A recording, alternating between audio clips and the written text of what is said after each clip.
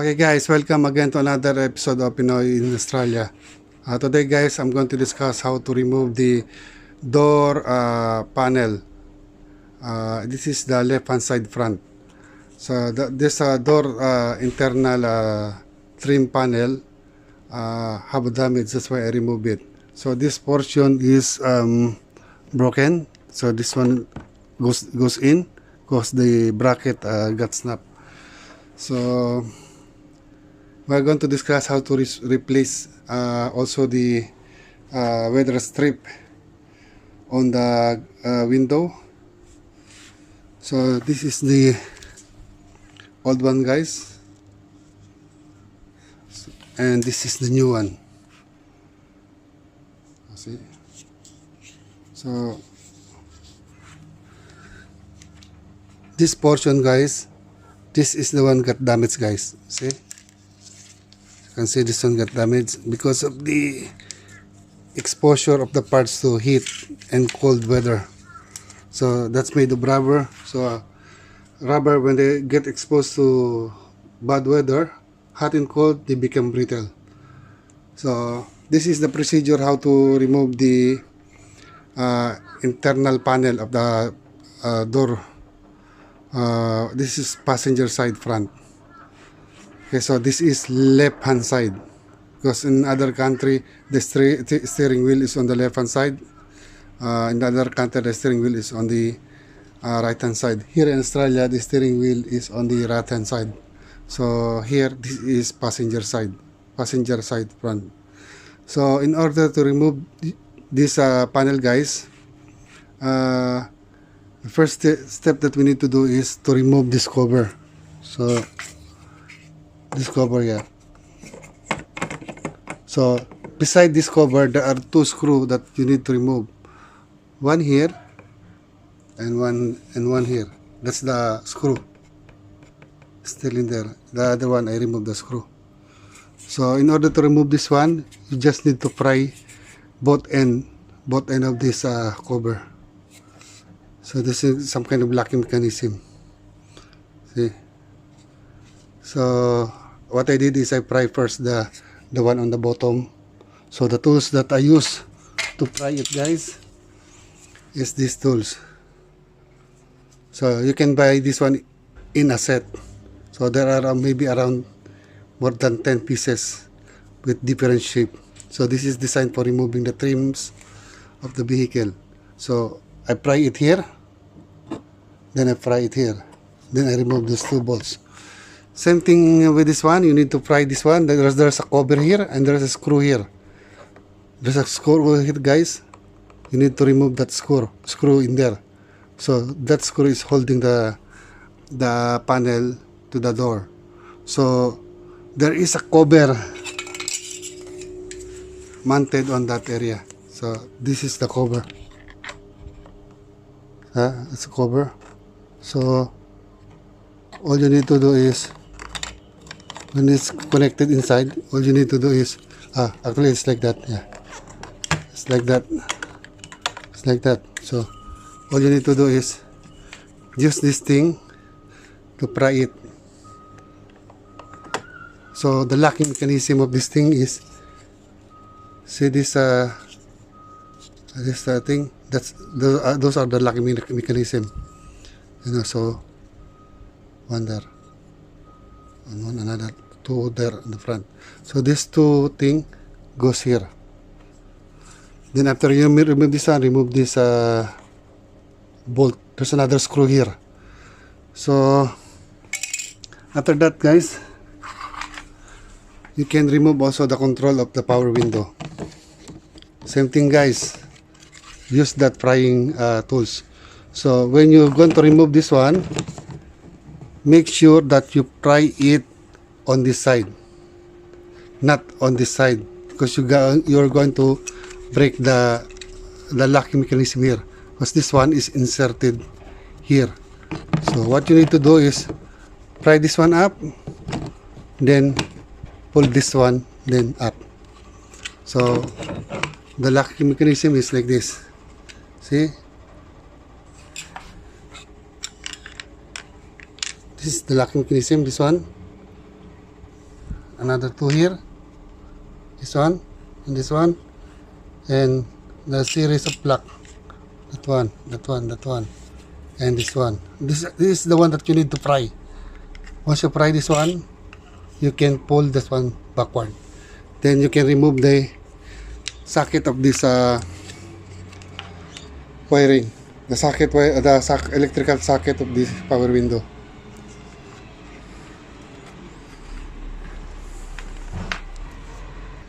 Okay guys, after removing all those screws guys and those electrical wiring of the power window switch, the next thing that you can do now guys is to remove the wiring of this one. There's a socket for this one. So at the back of this panel,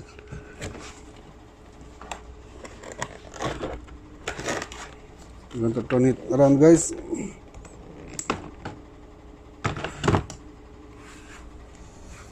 Okay, this is the back of the panel guys. There is a socket attached on this one. You remove this one. Then after that, you can start pulling the panel away from the door. So these are all the clips. So those are all the clips.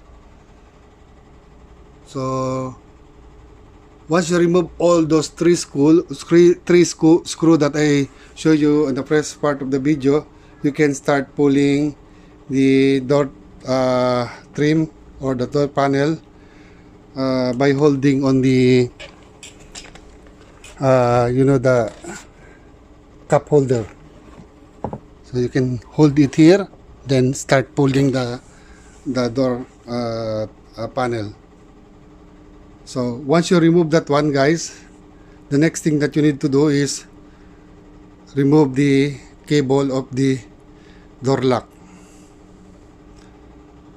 Okay guys, this is the door lock portion of the door. So there's a cable attached on this side, so you need to pull the cable here this way. Then there's a ball made of aluminum that inserted in this one. So you need to align the cable on this slot, then pull it up. So there are two of them, 1 and 2, and this is the other holder of the cable, and this is the other one. So once you remove the cable, that's the cable of the door lock mechanism.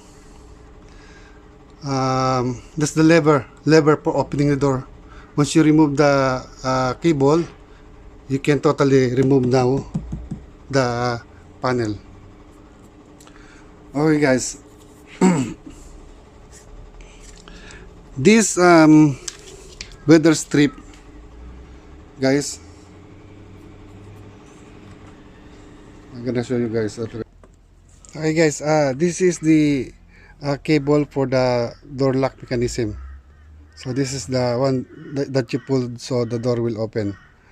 So this is attached to the lever. So there are two of them. This is the top portion, this is the bottom, and this is the wiring socket for the power window, and this is the socket for the lights.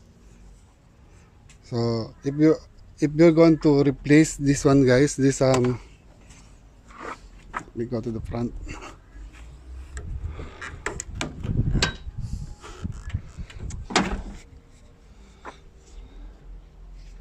Guys, this weather strip guys, this weather strip is attached on this portion guys. See, this is the one attached here.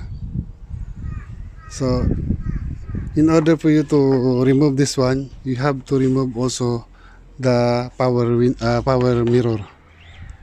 See, you need to remove it, this one, because a portion of this weather strip is trapped behind that power mirror. So you need to remove that power mirror guys, correction, power mirror. So So you are required to remove that power mirror, so you can remove this weather strip because it caught behind that portion of the power mirror. So when it comes to removing this one, the power mirror, there are 3 screws here. 1, 2, 3. So I remove the two nuts, and I untight the other one, so the power uh, mirror will not fall down. And before you can access that one, you need to pry this one. This is the cover for that panel. There is a cover here, guys. So this one is attached that way. It's mounted that way, guys. So all you have to do is just pull it, guys. Because this one, see this thing, it is inserted on that portion, and this portion, guys, this part of the cover is attached here. So this clip is the one holding that let's try to make it clear, focus. So that clip is the one holding this cover. It goes here, guys. You go to that portion, guys. It's hard to make it clear, guys. Yeah, that goes there.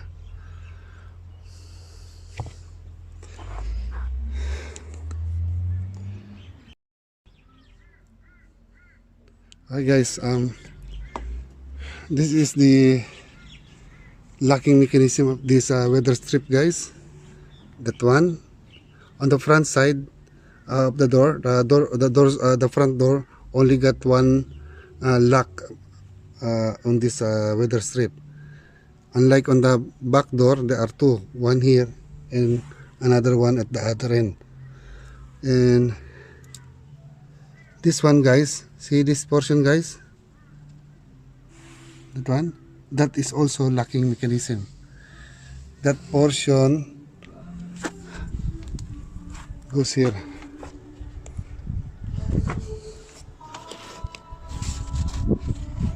I hope you can see it, guys.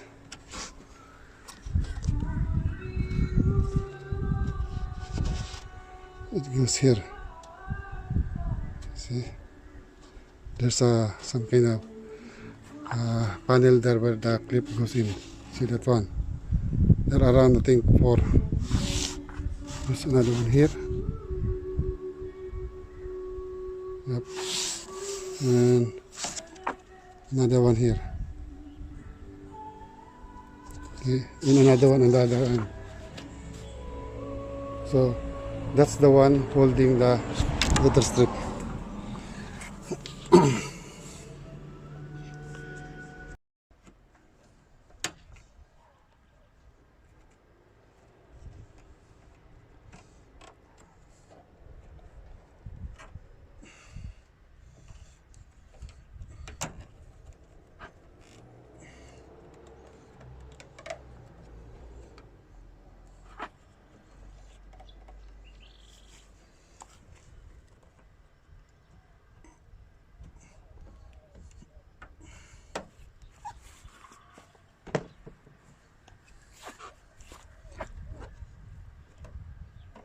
Ipas mo muna gapo ko ano sa lamin.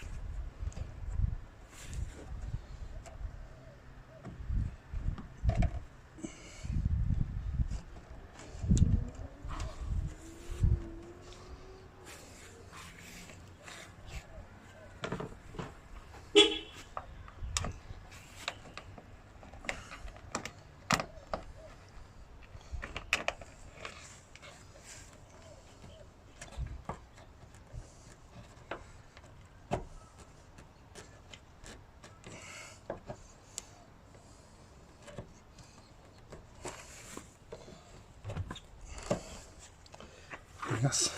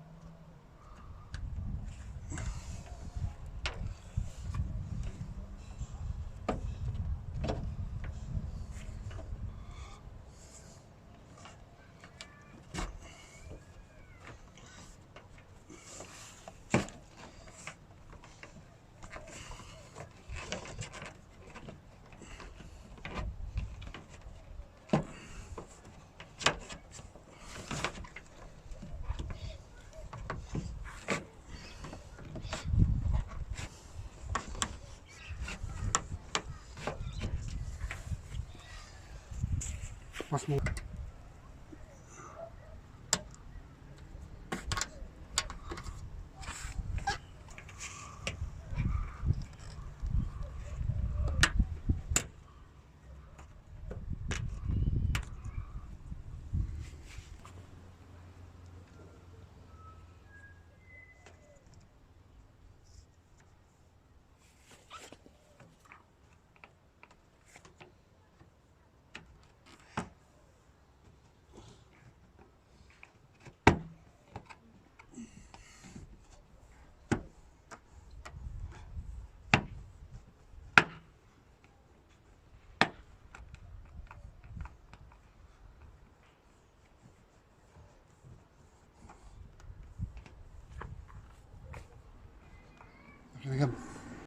Okay guys, if you're going to reinstall the panel guys, all you have to do is to align all those clip that I've shown you. So there's some clip here, another clip here, some there, there and there and there.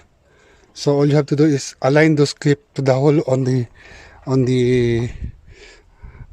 door frame. Then push it. Once you hear a clicking sound, that's lock guys. So it means all the locking clip is secured. So I'm going to retighten this metal screw. This is the one that holding the um, door panel. So one here, another one here.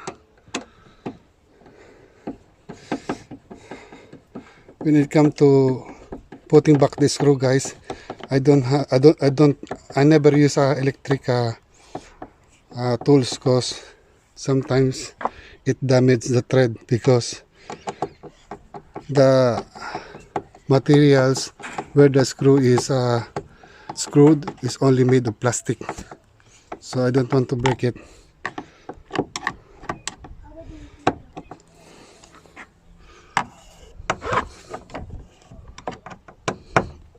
Okay, after you put those screw guys, next thing to do is to put this one. So this there's a locking mechanism here. See this one, you need to hook this one here. So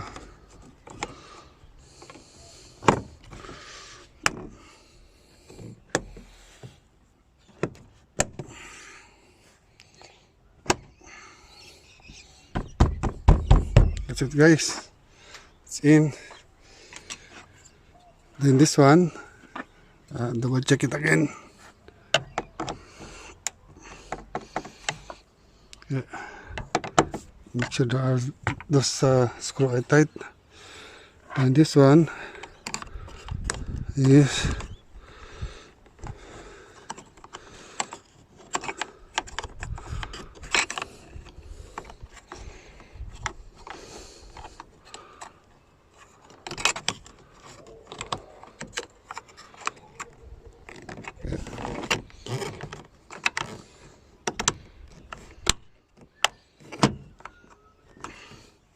so once you hear this clicking sound, it means it's already secured.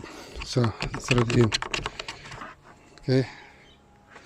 Then this one guys, all you need to do to put it back is to align this thing here, and this one here. Yeah.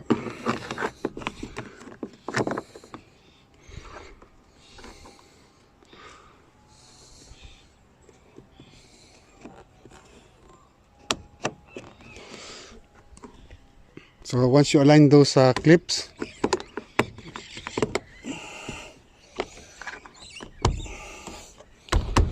just push it in. Okay, it's in guys.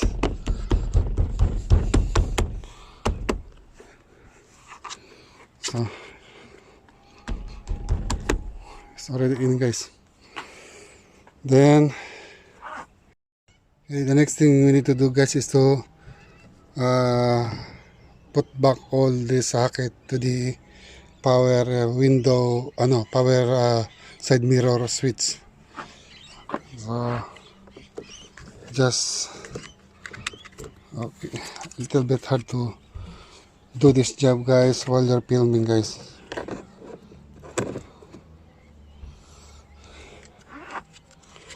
Okay, put this one in.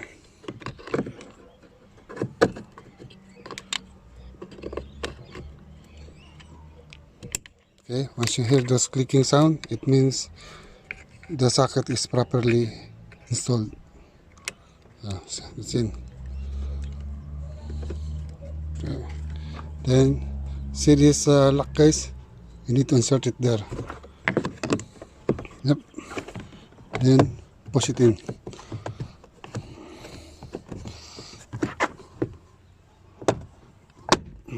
That's it, guys. Okay, then I'm going to get the keys so we can test those windows, guys. Alright, guys, we're going to test the power window switch, whether we put it properly, whether it's working, whether the switch is working fine. So I'm going to bring down the window.